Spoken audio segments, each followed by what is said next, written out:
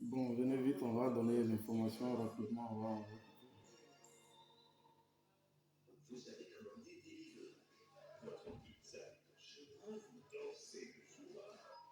Venez vite, on va. Vous savez qu'en pareille circonstance, il ne faut pas durer sur les vidéos parce qu'on ne doit pas durer sur les vidéos actuellement. On donne l'information qu'on a à donner et puis on s'en va. Il ne faut pas durer sur les vidéos présentement.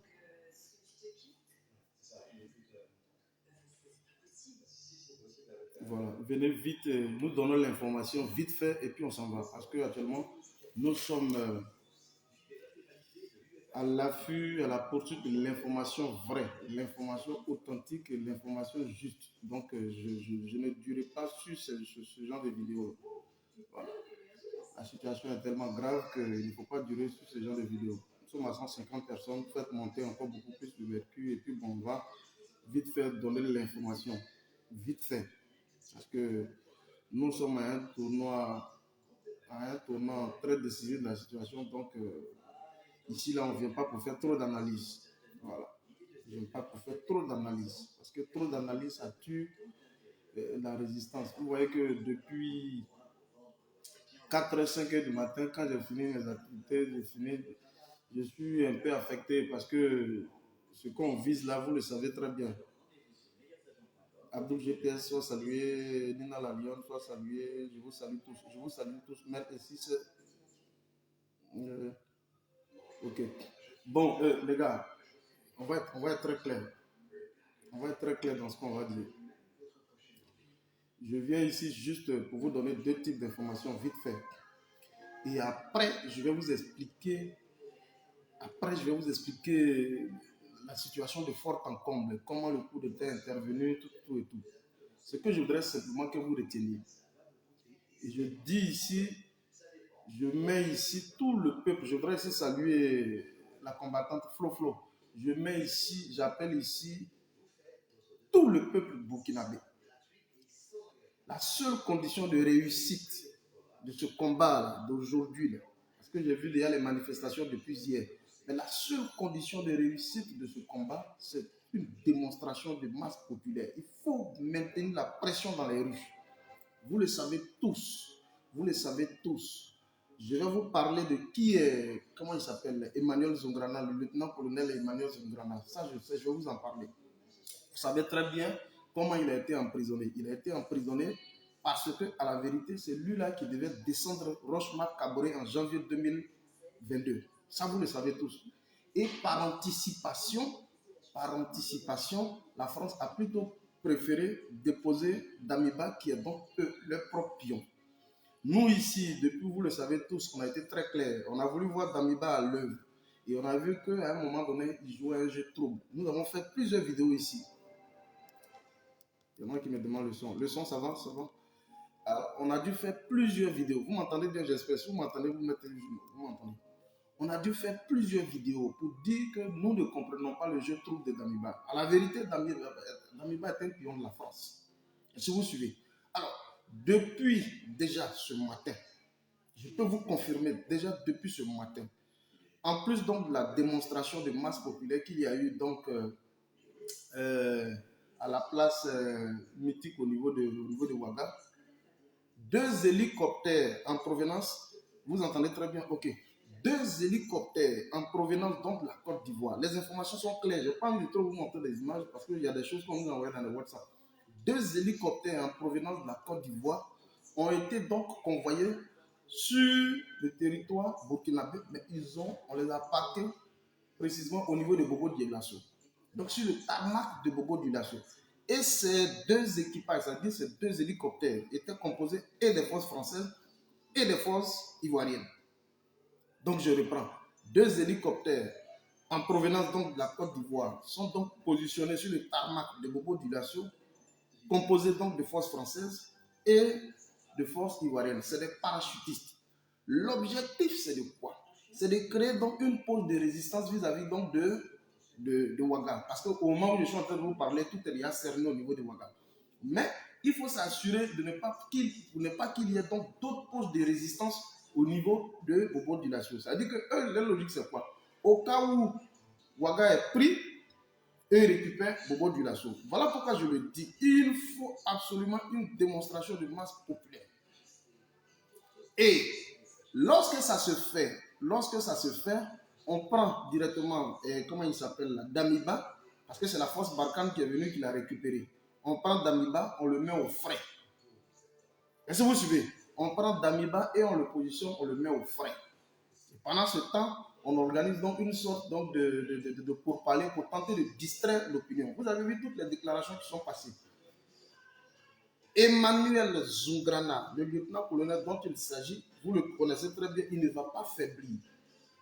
Emmanuel Zungrana ne va pas faiblir parce qu'il y va même de lui-même sa propre vie, il ne va pas faiblir. Vous voyez. Donc c'est depuis la prison. Ils sont en train d'attaquer la vidéo, s'il vous plaît. Mettez assez les cœurs. Et donc, mettez les cœurs, s'il vous plaît, s'il vous plaît. Si vous m'entendez, vous me dites que vous m'entendez.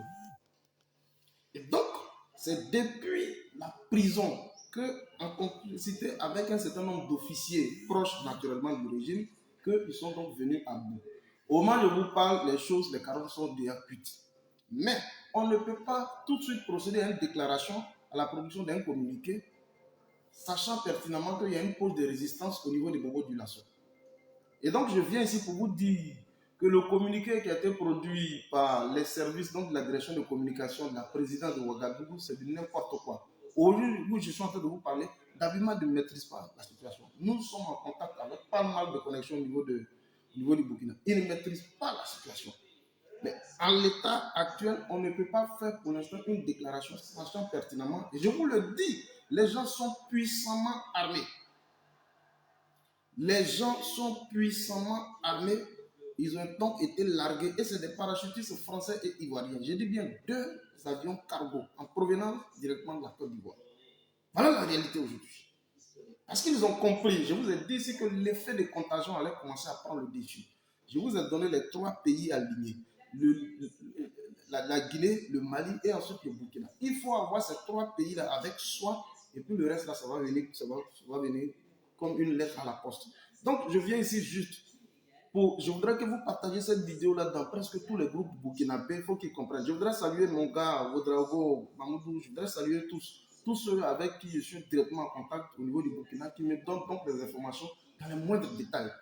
J'ai donc créé un groupe vite fait WhatsApp là, où on procède donc à la recueil d'informations en temps réel. Parce que quand je quitte là, je risque de vous faire peut-être 2-3 vidéos la même nuit. Parce que je suis tellement en contact avec ce qui est en train de se passer au niveau du Burkina. Et donc, si le peuple affaiblit, si la mobilisation affaiblit et que les gens vont vaquer à leurs occupations, ils vont donc prendre le dessus. Est-ce que vous suivez? La télévision, comme la radio-télévision diffusion, la radio-télévision diffusion a déjà été donc encerclée. Il faut maintenant gérer la situation au niveau du Bobo Dioulasso. Est-ce que vous suivez? Il faut donc gérer la situation au niveau du Bobo Dioulasso. Et c'est une grosse poche de résistance que les gens, un corridor de résistance que les gens ont positionné au niveau de Bobo Dioulasso, juste pour exercer un moyen de pression au cas où Emmanuel Zungrana arrivait donc à prendre le pouvoir. Parce qu'il est à 2 doigts, effectivement, de prendre le pouvoir. Je vais dire même que c'est déjà fait. Mais on ne peut pas contrôler juste Ouagadougou pendant qu'il y a 40% du territoire qui est déjà contrôlé par les rebelles, par les terroristes. Donc, c'est des facteurs qu'il faut pouvoir étudier. Est-ce que vous êtes sûr? Donc, il faut qu'on se calme. Nous attendons que des déclarations officielles soient donc rendues par rapport à la situation. Nous attendons effectivement que les déclarations officielles soient rendues. Celui qui dit que les gens ont la maîtrise de la situation, c'est n'importe quoi. La situation elle est confuse. Quand on dit confuse, c'est parce que il y a eu... Je peux vous montrer les images parce que j'ai laissé mon deuxième téléphone, mais peut-être que vous allez voir ça sur ma chaîne YouTube parce que la même vidéo sera sur la chaîne YouTube. Vous allez voir là-bas. Je poste à chaque fois cette vidéo. Le largage et la date, je vous même recommande d'aller voir même encore la même vidéo sur la page peut-être d'Amiral Bendé, je ne sais pas s'il a publié. Le largage, c'est aujourd'hui le 30 septembre 2022. Le largage, le parachutage de ces forces de l'obscurantisme. Vous allez les voir. Donc, nous ne sommes pas en train de jouer. C'est pourquoi on ne vient pas trop faire des analyses. Alors, voilà l'information que je tenais rapidement à vous poster, à vous donner vite fait. Il faut créer donc la mobilisation. Je demande à tous les différents leaders, tous ceux qui peuvent réaliser des communications, des vidéos, il faut déjà engager ce type de vidéo pour créer déjà ce qu'on appelle la mobilisation au niveau de Ouaga. Voilà. Et qu'à partir de Ouaga, Bobo, Dulasso et presque toutes les autres villes aussi puissent suivre la mouvance. Voilà ce que je tenais à vous dire. Merci, on est ensemble, on reste toujours à l'écoute.